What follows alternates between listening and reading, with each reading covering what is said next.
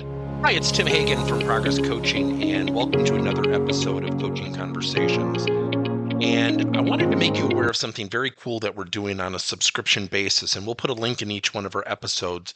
But every Wednesday, we're going to be doing what we call an audio podcast workshop. That workshop will be roughly about 14 to maybe 20 minutes per episode, with each month having a theme from a coaching model, using feedback strategically, to coaching self-awareness, and so on.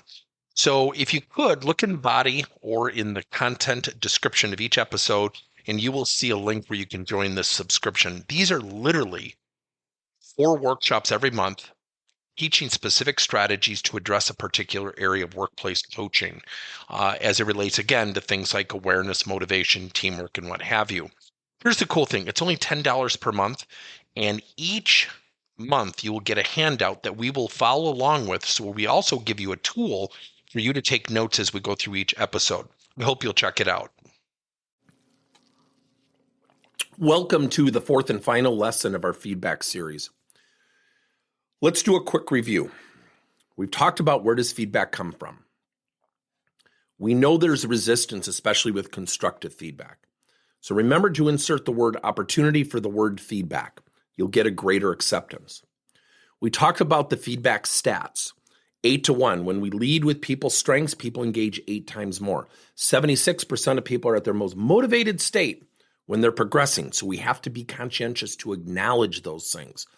Tasha Urich's book, Insight, talks about 95% of the people in the survey saying, I'm highly self-aware. And then when she tested them, she found out only 10% were. So the first technique we taught you is permission plus the sword. Gary, would you mind if I shared with you an opportunity where we could work more effectively together? That's permission, the sword. And Gary, the last thing I want to do is assume where you're coming from, because I think that would be unfair to you, and I would love to discuss and hear your insights. The sword is so I don't make assumptions. You are owning why you're having the conversation, which creates a much less defensive recipient. Next, we talked about getting feedback before providing. I think one of the healthiest things, especially if you're a leader, is to ask people, what's the best way to give you feedback? What's the best way to give you feedback when you're performing well and where maybe at times where you have opportunities to improve? Notice I didn't say feedback. And when you make a list of the people, really 3 columns when you make your list. Make a list of your people. Column 1, what's the best way to give them feedback? Write that down when you find out the answer. Next column, slash marks. How many times have you given strength feedback? And how many times in the third column have you given constructive feedback? And that creates a positive feedback mindset for you. You're actually giving yourself coaching and feedback by doing those sheets with your team members if you happen to be a leader. Next, when we approach, have an opportunity mindset. See, again, and I shared it, I think, in the 3rd lesson, I love people with negative attitudes. 1, I know what the issue is. It's pretty obvious. Number 2, my mindset is I'm giving this person an opportunity to turn around, improve, where most people wouldn't even entertain trying. Let me say that again. I'm providing someone an opportunity to turn things around where most people wouldn't even entertain trying. The second key is language. We share opportunity, perspective, and the word and. Approach, how you look, your facial expression, understanding your own emotional intelligence, understanding theirs. Remember, the provider of feedback, has an important role in this process. Now, we already know when we give feedback that the recipient's already going to be challenged. That's why when you invest in the good things, calling people into the office, pulling your teammate aside, saying you're doing a great job here, here, and here, and you're specific and you're authentic, you have built up trust. When you provide feedback, use a technique called dovetailing. Julie, here are the 3 things that you're doing exceptionally well, A, B, and C. And I think about public speaking becoming one of your strengths as well. Hearing that, what do you think we could do to explore that? See, when you start with 3 strengths and you use the word and, it's inclusive, it creates momentum in the conversation. So, that was a quick recap. Let me share with you the 3 lives of feedback. And this is where we get in trouble. See, we tend to think of feedback being in the moment. I remember, and I'll never forget this, I had a leader who really gave me some of the most awkward feedback I've ever heard. He said, I tried the feedback lesson, and the guy, it didn't work. I mean, he got really angry. And I smiled. And I said, so what are you going to do? He said, well, it didn't work. What he was saying was basically, I've given up. I'm not going to keep going. See, feedback is not a conversation. It's a series of conversations woven together if you're truly committed to somebody else. Coaching is the same thing. It's not a conversation. It's a series of conversations woven together. So with that being said, you have a before, during, and after. So let's say I'm going to coach somebody with a negative attitude. Now, what I might do before, this is just a thought, you don't have to do it, is I might send out an email to Chris and say, Chris, I'd like to meet with you Friday.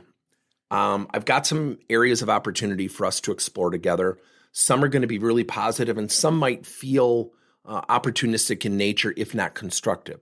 What I would ask you to do is to come with a really open mind, a really accepting mind, a forgiving mind, knowing that I want to have this conversation. I may not do it as perfectly as I would like, so give me a little bit of latitude because I want to sensitively have a great conversation.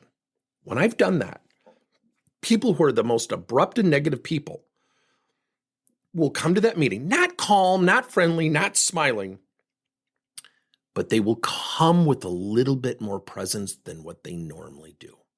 So before you have a conversation, how do you set expectations? Notice I also inserted myself. I may not do it perfectly. See, when people hear things they don't like to hear, boy, do they judge and label and criticize quickly, don't they? Then when we're in the conversation during, I'm going to bring everything into play that we've already talked about. My mindset, my language, my approach. I might use permission. I'm going to use the word we a lot. I'm going to use the word opportunity instead of feedback. Here's the critical component. So think about before in a circle. Think about that being at 12 o'clock. And then at 3 o'clock and 9 o'clock, you're going to have the following. So before is at 12 o'clock, 3 o'clock is going to be during the conversation, and then we have to talk about after. This is the critical component. When you coach, let's say someone with a negative attitude, I'll never forget this when this gentleman said, I tried, your techniques didn't work. And I said, okay. I said, well, let me ask you another question. How long has this person been exhibiting that negative attitude? He said, for years. I said, so what I hear you saying is you expected this to work in one conversation. And he smiled and he goes, yeah, that doesn't sound right, does it? I said, no, I get it, right? I said, so what is your next plan? He hadn't thought of that. Because what we tend to do when we give feedback, especially for those of us who get nervous with giving feedback, it's in the moment. I hope this goes well. That is not the end of the feedback. If anything, it's the launching of a conversation. It's the continuation. It's the start of a continuous conversation. So think about before. What if we send an email or we prep them verbally saying, I want to sit down tomorrow and have a really thoughtful conversation. Insert the behaviors you want this person to exhibit and also lead with some vulnerability. By the way, I might be a little uncomfortable giving you this feedback because I want to do it in a way that's professional and thoughtful so you receive it well. You can use language like that. Then during, which we've talked about, then after, what can you do? Send an email afterwards. Thank you so much for having the conversation. Even if they were abrupt, even if they were resistant, what I'd love to do for the two of us is get together where we can continue the conversation and explore ways to, and then fill in the blank. After is critical. Acknowledge. So if you have someone with a negative attitude who typically just walks away and their self-regulation is low and they're abrupt and they say, well, I just disagree and they walk away. Let's say they stay for the whole conversation. May not be what we're looking for, yet it is progress.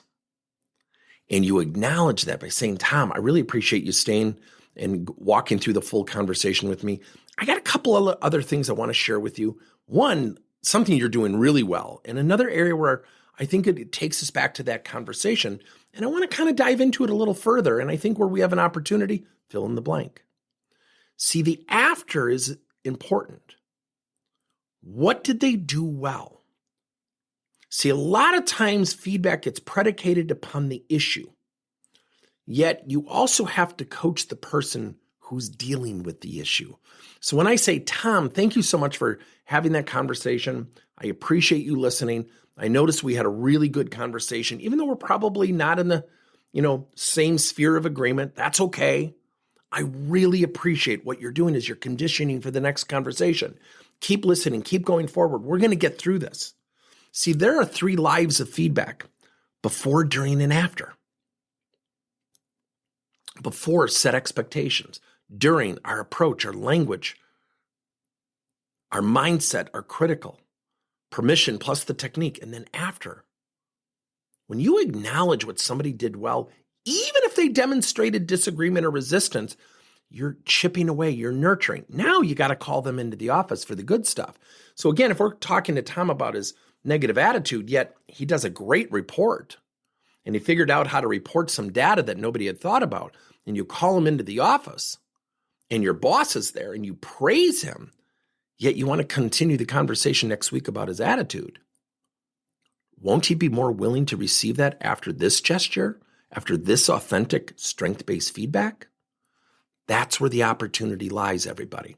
So remember, feedback, the goal is to give it so someone receives it and strategically utilizes it. Number 2, please call people into the office, pull your teammates aside, acknowledge the good things that they're doing. Strengths are powerful. They build momentum. Remember permission plus the sword. Remember, ask what's the best way to give you feedback before you have to give it. When you approach, remember an opportunity mindset. Your language matters. We share opportunity, perspective, observation, and the word and. Our approach, smile. This isn't an investment. Not about something to create discomfort. And always remember there are 3 lives to feedback: before, during, and after. Good luck. Thank you for listening to another episode of Coaching Conversations by Tim Hagen and Progress Coaching. Now, our company is always coming out with new and innovative solutions to help leaders coach their employees.